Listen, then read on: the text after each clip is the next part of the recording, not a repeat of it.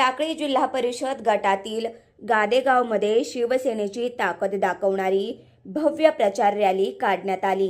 शिवसेनेचे जिल्हा परिषद उमेदवार दीपक चंदनशिवे आणि टाकळी पंचायत समितीच्या उमेदवार रोहिणी महेश साठे यांच्या प्रचारार्थ निघालेल्या या रॅलीला मतदारांचा उत्स्फूर्त प्रतिसाद लाभला।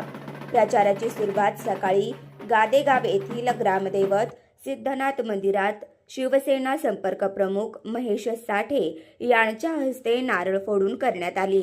यावेळी परिसर शिवसेनेच्या घोषणांनी दुमदुमून गेला। यावेळी बोलताना महेश साठे यांनी उपमुख्यमंत्री एकनाथ शिंदे यांच्या नेतृत्वाखाली झालेल्या विकास कामाचा आढावा घेत जनतेनं ही निवडणूक हातात घेतली असल्याचं सांगितलं। आम्ही केलेल्या विकास कामाच्या जोरावर विजय निश्चित आहे।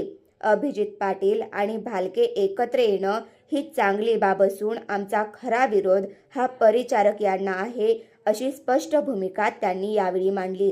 या रॅलीत शिवसैनिक, पदाधिकारी व ग्रामस्थ मोठ्या संख्येने सहभागी झाले।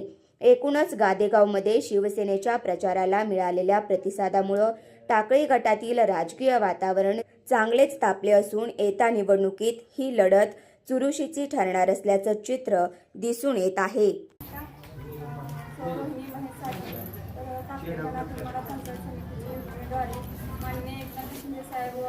संपर्क प्रमुख महेश साठे यांच्या आशीर्वादाला मिळालेला आहे। अभिजित आबा पाटील यांच्या आशीर्वादाने मिळाले आहेत। तरी मला सर्वांनी भरघोस मताने विजयी जिल्हा परिषद गट आणि गणामध्ये वातावरण निर्मिती चांगली झाली आहे। शिवसेनेच्या माध्यमातून किंवा मित्र पक्षाच्या माध्यमातून आपण होम टू होम प्रचार करताय, काय सांगाल? नक्कीच महाराष्ट्राचे माजी मुख्यमंत्री तथा विद्यमान उपमुख्यमंत्री अनाथांचे नाथ एकनाथजी शिंदे साहेब यांच्या माध्यमातून महाराष्ट्रामध्ये एक चांगल्या पद्धतीचा विकास झाला आहे। विशेषतः महिलांच्या बाबतीमध्ये देखील एकनाथजी शिंदे साहेबांनी महिला सक्षमीकरणाचं धोरण अवलंबलेलं आहे। त्याचबरोबर शेतकरी बांधवासाठी, तरुण बांधवासाठी देखील असा एक बहुआयामी विकास झालेला आहे। त्याच्यामुळे महाराष्ट्रातील जनता एकनाथजी शिंदे साहेबांच्या माध्यमातून त्या ठिकाणी त्यांच्याबद्दल एक पॉझिटिव्ह वेव घेऊन, एक सकारात्मक दृष्टिकोन घेऊन आज कुठंतरी वाटतं की जनतेला एकनाथजी शिंदे साहेबांच्या माध्यमातून महाराष्ट्र एक चांगल्या पद्धतीनं पुढे जाऊ शकतो, विकासामध्ये महाराष्ट्राचा स्तर उंचावू शकतो। म्हणून आज गावखेड्यामध्ये, वाडी वस्त्यामध्ये, ग्रामीण भागामध्ये देखील एकनाथजी शिंदे साहेबाबद्दल चांगलं वातावरण आहे। आणि म्हणून आम्ही एकनाथजी शिंदे साहेबांच्या शिवसेना पक्षाच्या माध्यमातून जिल्हा परिषद, पंचायत समिती, नगरपालिका, महानगरपालिकामधून पर्याय म्हणून उभा केला आहे। आपण पाहताय नगरपालिकेमध्ये देखील एक नंबरचा पक्ष जिल्ह्यामध्ये राहिलेला आहे।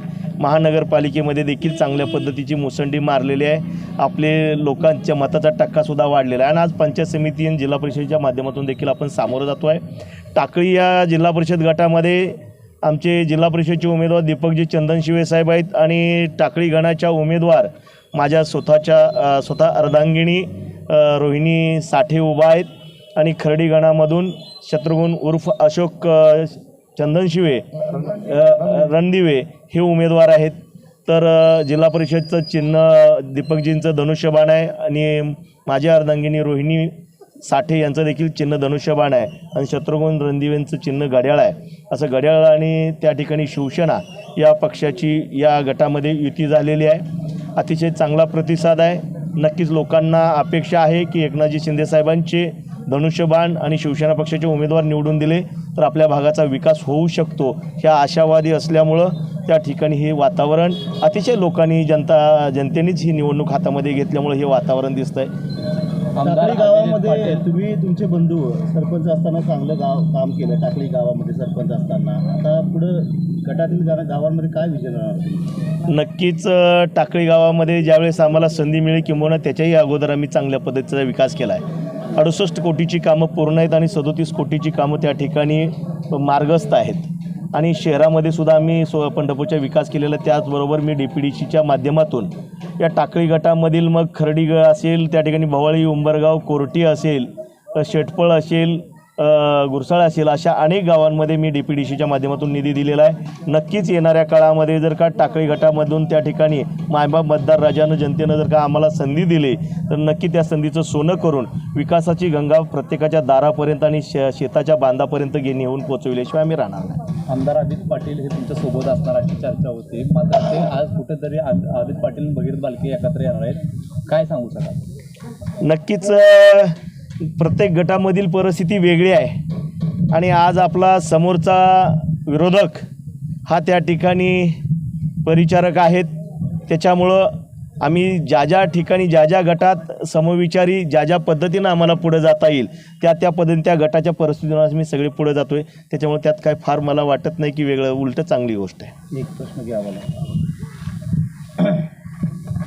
लाडकी त्यासोबत तरुण आणि आबालवृद्धांचाही पाठिंबा चांगला तुम्हाला मिळतोय. एकनाथ शिंदेंचं धनुष्यबाण हातात घेऊन तुम्ही प्रचार करताय, काय सांगाल?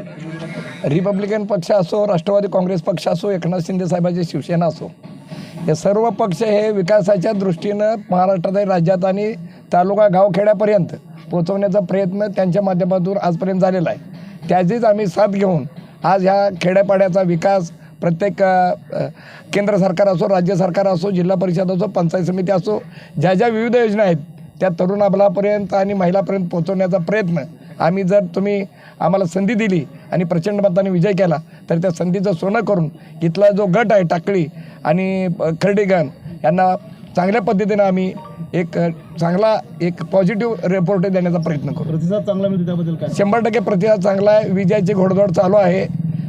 विरोधकांना एवढंच सांगणं आहे की विकासाच्या मुद्द्यावर या, गुद्द्यावर येऊ नका.